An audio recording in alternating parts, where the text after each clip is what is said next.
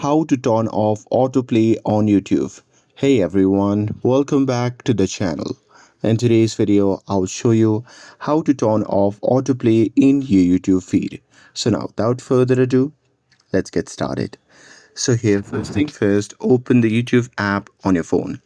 And now here, once you're inside the app, you can just tap on the profile icon shown in the bottom right corner of the screen.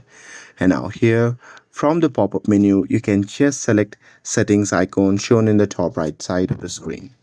And now here, once you're inside the settings, you can just tap on general. And now here, in this section, you can simply scroll down and there you'll find the option labeled as playback in feeds. So just tap on it. And now here from the pop-up menu that appears, you can just tap or choose off option, and from now on video previews in your home feed and other browsing section will no longer play automatically. And that's it.